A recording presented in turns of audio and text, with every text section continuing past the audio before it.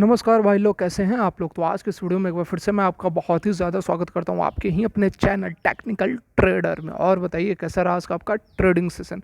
देखिए आज के इस वीडियो में हम बात करने वाले हैं फ्यूचर रिटेल के बारे में। देखिए बहुत सारे क्वेरीज, बहुत सारे सवाल मुझसे पूछे जा रहे हैं कि क्या फ्यूचर रिटेल का जो स्टॉक का प्राइस है फिर से एक बार जो पिछला हाई बनाया था 160 रुपये उसके आसपास क्या जा सकता है।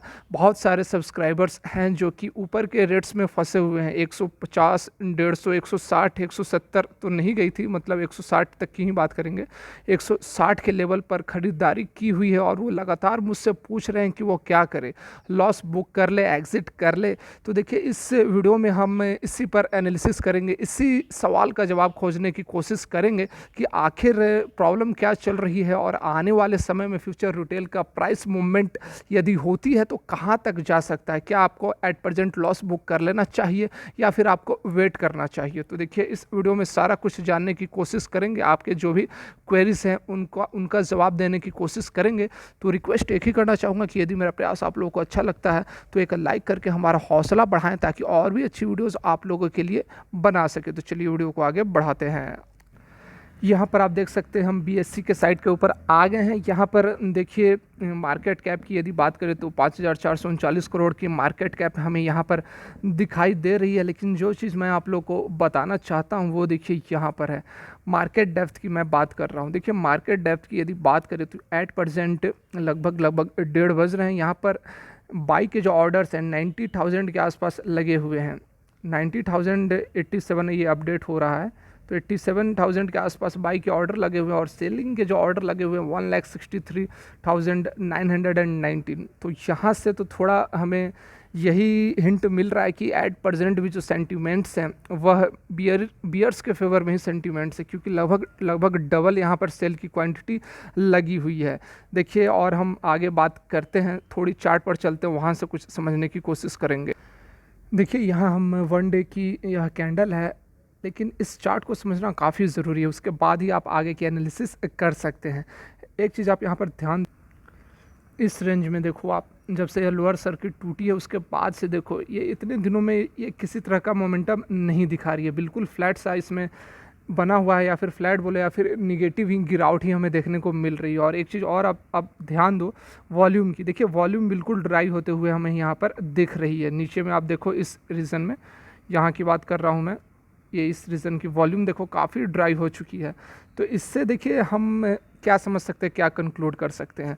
देखिए जो तेज़ी हमें देखने को नहीं मिल रही है, जो गिरावट हमें लगातार 2%, 3% की रोज़ इसमें गिरावट ही आ रही है, तो इसका रीज़न यही है कि जो बड़े प्लेयर्स हैं, जो ऑपरेटर्स हैं या फिर बड़े खिलाड़ी जो होते हैं वो एट प्रेजेंट इस स्टॉक से बाहर है। अभी जो ट्रेडिंग चल रही है वो रिटेल इन्वेस्टर्स के दम पर ही चल रही है। देखिए यस बैंक और फ्यूचर रिटेल अभी दोनों की जो स्थिति है लगभग एक जैसी ही हो गई है।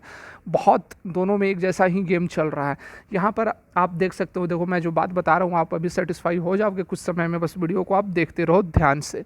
यहाँ पर आप देखो जब ये खबर आई थी, पहले तो आप देखो कि इसने रैली कब से कब तक की है। रैली देखो लगभग ये इस समय की मैं बात कर रहा हूँ, देखो इस समय ये 100 रुपये का था, 100 रुपये से भी नीचे के आसपास से ट्रेड कर रही थी।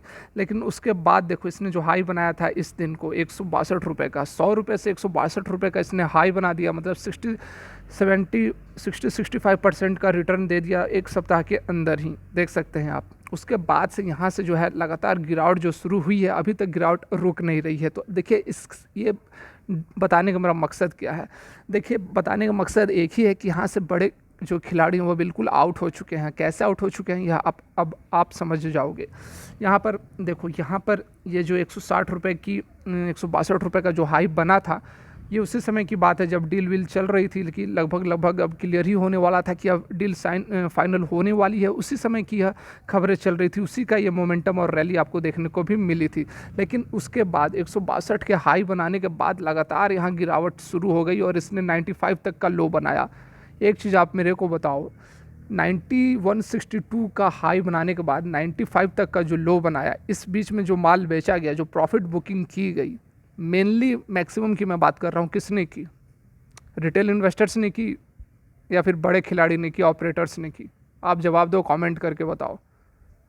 मैं बताता हूँ, बड़े खिलाड़ी ने किया है, छोटे खिलाड़ी क्यों करेंगे? छोटे खिलाड़ी मतलब कि रिटेल इन्वेस्टर्स की बात कर रहा हूँ। रिटेल इन्वेस्टर्स तो हमेशा तैयार बैठा था कि कब मौका मिले, कब मैं एंट्री लूँ। रिलायंस के साथ डील हुई, अब तो रॉकेट बनेगी। रिटेल इन्वेस्टर्स प्रॉफिट क्यों बुक करेंगे? तो प्रॉफिट जो बुक किया है वह बड़े खिलाड़ी, इंस्टीट्यूशनल इन्वेस्टर्स, ऑपरेटर्स, जो भी आप बोल लो, उन्होंने प्रॉफिट बुक किया है 162 के बाद से 195 तक का। बात मेरी पसंद आ रही है तो वीडियो को लाइक करें। तो प्रॉफिट उन्होंने बुक कर लिया, अब वो निकल चुके हैं। यहाँ देखो, ध्यान तो सारा कुछ समझ में आएगा। गेम 95 96 का लो बनाया था, उसके बाद 2 दिन अपर सर्किट लगी। जब वो सारा माल अपना निकाल लिए, उसके बाद जब वो शेयर को छोड़े, उसके बाद लोअर सर्किट टूटी, उसमें रिटेल इन्वेस्टर्स कूदा, और जब रिटेल इन्वेस्टर्स कूदा तो 2 दिन उसमें अपर सर्किट लगी। और इसका प्रूफ और भी पक्का हो जाता है कि जो अपर सर्किट लगी थी, ब्लाइंडली नहीं लगी थी, उसमें रुक रुक के अपर सर्किट चल रही थी, कुछ ट्रेडिंग भी हो रही थी, थोड़ी अपर सर्किट, फिर जाकर अपर सर्किट लग रही थी। और जो बड़े खिलाड़ी जब एंट्री लेते हैं तो फिर तो मौका ही नहीं मिलता उसमें एंट्री लेने का। ठीक है, तो उसके बाद जब 2 दिनों के बाद जब यहाँ पर अपर सर्किट लगी, तो उसके बाद फिर हेरिटेज फूड्स ने काम बिगाड़ दिया, उसने अपना स्टेक बेचना शुरू किया। तो यहाँ पर गेम को समझो, जो बड़े ऑपरेटर हैं, जो बड़े खिलाड़ी हैं, माल बेचकर निकल रहे हैं। ठीक है, तो यहाँ पर एट नियर फ्यूचर में, जब तक इसमें इंस्टीट्यूशनल इन्वेस्टर्स, बड़े खिलाड़ी हाथ नहीं डालते हैं, इसके स्टॉक में मोमेंटम होने की प्रोबेबिलिटी बहुत कम है। और बड़े खिलाड़ी हाथ क्यों डालेंगे? बड़े खिलाड़ी हाथ तभी डालेंगे जब उन्हें प्रॉफिट दिखे, मोटा प्रॉफिट दिखे। और मोटा प्रॉफिट तो ऑलरेडी वह इस लेवल पर लेकर निकल चुके हैं, तो फिर अभी वह क्यों आएंगे? ठीक है, बात से सेटिस्फाइड है या नहीं है? तो कमेंट करें और वीडियो को लाइक करें, ताकि मुझे पता चले कि आप मेरी बात को समझ रहे हैं या नहीं। देखिए, जब डील होने वाली थी उससे बहुत समय पहले, जब हमें पता भी नहीं था, उसी समय जो ऑपरेटर्स वगैरह होते हैं वह 60-70 के लेवल पर ही माल खरीदना शुरू कर देते हैं, और 160 के लेवल पर बुक करके निकल गए। और अब जब निकल गए तो बस अब आप झुनझुना बजाते रहिए, 100 पर, 110 पर, 195 से लेकर 100 के बीच में ही ये गेम अभी तो हमें कुछ समय तक देखने को मिलेगा। तो देखिए, अब सवाल उठता है कि जो बड़े, जो 160, 150, 140 के लेवल्स पर फंसे हुए हैं, वो क्या करें? देखिए, उन्हें करना अब कुछ नहीं है, बस बैठे रहना है, वेट करना है। इसलिए, क्योंकि आपको लॉस बुक कर लेने से बढ़िया आप वेट करो, क्योंकि हो सकता है कोई और भी बढ़िया अपडेट निकल कर आए, कोई और अच्छी खबर निकल कर आए, तो फिर से एक बार इसमें रैली देखने को हमें मिल सकती है। तो वेट कीजिए, आपकी कोई बढ़िया खबर निकल कर आए और आपका जो लॉस है वह कम हो सके, और आप अपने लॉस को बचाकर प्रॉफिट बुक हो जाए तो फार बेटर, और नहीं भी हो तो कम से कम लॉस तो कम बुक हो। ठीक है, तो देखिए, यह थी मेरी एनालिसिस। यदि मेरी एनालिसिस अच्छी लगी तो वीडियो को लाइक कर, चैनल सब्सक्राइब करें, बेल आइकन को हिट कर वीडियो देखने के लिए बहुत बहुत धन्यवाद।